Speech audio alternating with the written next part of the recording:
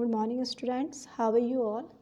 आज हम कक्षा तीसरी का पाठ 1 भारत है मेरा घर जो एक कविता के रूप में है। इस कविता के कवि हैं निरंकार देव सेवक। इस कविता में कवि ने एक छोटी लड़की के माध्यम से राष्ट्रीय एकता का संदेश दिया है और ये बताया है कि जब कोई भी किसी भी शहर की यात्रा करता है तो वो कैसा अनुभव करता है। तो हम इनसे शुरू करते हैं। रानी बिटिया चली घूमने दिल्ली से आगे बढ़, चलते चलते चलते चलते पहुंच गई चंडीगढ़। रानी बिटिया यानी कि रानी बिटिया मीन्स बेटी, वो घूमने के लिए तैयार होके दिल्ली से आगे बढ़ती है। दिल्ली क्या है? दिल्ली भारत की राजधानी है। अब वो चलते चलते कहाँ पहुँच गई? चंडीगढ़। अब चंडीगढ़ क्या है? पंजाब और हरियाणा की राजधानी। तो दिल्ली से लेके वो कहाँ पहुँच जाती है रानी बिटिया? चंडीगढ़। चंडीगढ़ से जयपुर पहुँची, जयपुर से रामेश्वर, रामेश्वरम से चलते चलते लौट चली आई घर। अब चंडीगढ़ से जयपुर पहुँची। अब वो पहले दिल्ली फिर चंडीगढ़, अब चंडीगढ़ से रानी बिटिया कहाँ पहुँच गई? जयपुर। जयपुर क्या है? जयपुर है राजस्थान की राजधानी।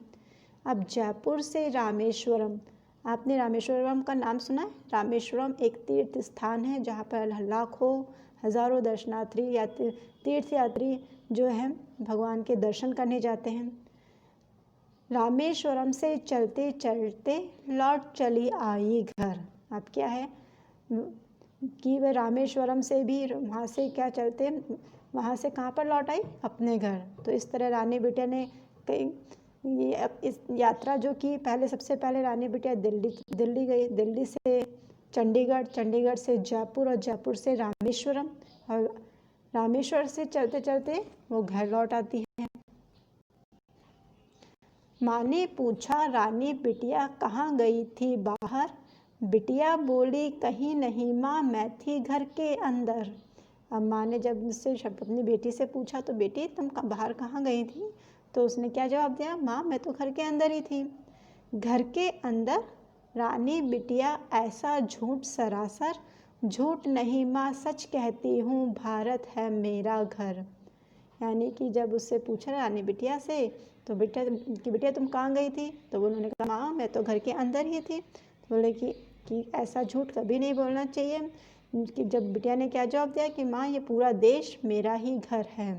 तो यानी कि एक राष्ट्रीय एकता की भावना में जो पूरा भारत देश है वह पूरे हमारा जो भारत देश है, चाहे हम किसी भी शहर में चले जाएं वो हमारे एक घर के समान ही है।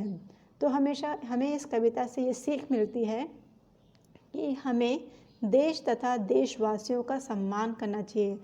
यानी कि केवल हमारे देश का ही नहीं, देश में रहने वाले लोगों का भी हमें सदा सम्मान करना चाहिए और अच्छे व्यवहार, अच्छे आचरण को सदैव अपनाना चाहिए।